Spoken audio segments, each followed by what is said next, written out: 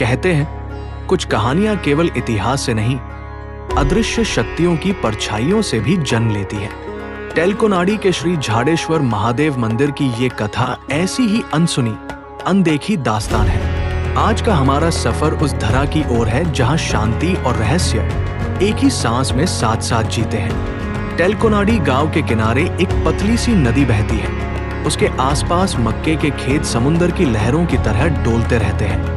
उन खेतों के पार नीलगिरी के घने वृक्ष खड़े हैं, मानो प्रकृति की कोई मौन सेना जिसने अपने आंचल में कुछ बहुत पुराना, बहुत गहरा छिपा रखा हो। पर जिस बात का जिक्र लोग कम करते हैं वो ये है कि ये पूरा इलाका एक प्राचीन घटना का साक्षी रहा है। ऐसी घटना जिसका नाम गांव के बुजुर्ग भी संभल कर लेते हैं। रात जैसे जैसे गहरी होती है, नीलगिरी के पेड़ों के बीच अजीब सी सरसराहट उठने लगती है।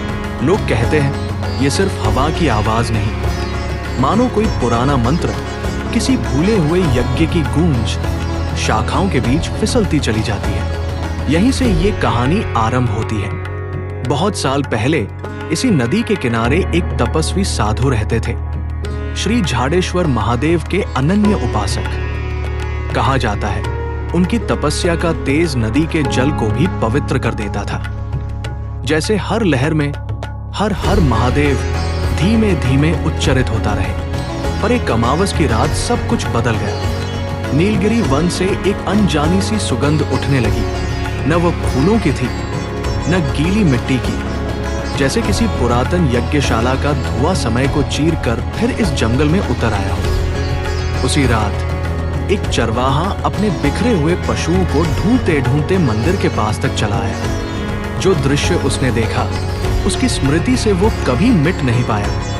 वो कहा करता था, पहले तो मक्के के सारे खेत एक पल के लिए कांपते से दिखे, फिर नदी के उस पार एक नन्हा-सा प्रकाश बिंदु उभरा, जैसे अंधेरे में कोई तेजस्वी चिंगारी आकाश में तैर रही हो। वो चिंगारी धीरे धीरे मंदिर की दिशा में बढ़ने लगी। चरवाहा दूर खड़ा कांपता रहा, क्योंकि जिस तरह रोशनी नजदीक आती जा रही थी उसी तरह पूरा वन एक गहरे सन्नाटे में डूबता जा रहा था। फिर अचानक एक ध्वनि सुनाई दी, न मनुष्य की, न पशु की, न हवा की। एक कोमल और बेहद गहन आवाज, जैसे स्वयं आकाश बोल उठा हो, इस भूमि का अपमान मत करना, ये महादेव का परिसर है। कोई नहीं जानता वो स्वर किसका था। चरवाहा वही मूर्छित हो गया। जब उसे होश आया वो मंदिर के सामने पड़ा था और उसके चारों ओर बस शांत ठहरी हुई रोशनी थी। वो कहता था, बेहोश होने से पहले उसे बस इतना याद है कि वह तेज प्रकाश धीरे धीरे नीलगिरी के पेड़ों में समा गया और फिर सब कुछ निस्तब्ध हो गया।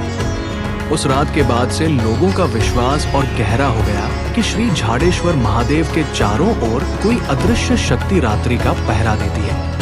रात में रास्ता भटकने वाले कई यात्री बताते हैं कि उन्हें कोई अनदेखा साया धीरे से मंदिर की ओर मोड़ देता है, मानो कोई प्राचीन सेवक अब भी उनकी रखवाली कर रहा हो। सबसे अद्भुत बात यह कही जाती है कि सूर्योदय से ठीक पहले के पहर में शिवलिंग से निकला हल्का सा प्रकाश नदी के जल में घुल जाता है और फिर उस रोशनी की शांति पूरे परिसर पर छा जाती है। गांव के बुजुर्ग आज भी कहा करते हैं, झाडेश्वर महादेव का सच्चा दर्शन उन्हीं को मिलता है जो श्रद्धा और मर्यादा के साथ इस भूमि पर कदम रखते हैं। अगर ये रहस्यमय लोक कथा आपके मन को छू गई हो तो कमेंट में लिखिए हर हर महादेव। और ऐसी ही अद्भुत यात्राओं, पुरानी कहानियों और प्रकृति के छुपे रहस्यों के लिए वीडियो को लाइक कीजिए, अपने दोस्तों और परिवार के साथ शेयर कीजिए और हमारे channel secret stories and sky को सब्सक्राइब करना न भूलिए, ताकि अगली दिव्य कहानी की गूंज सबसे पहले आपके दिल तक पहुंचे।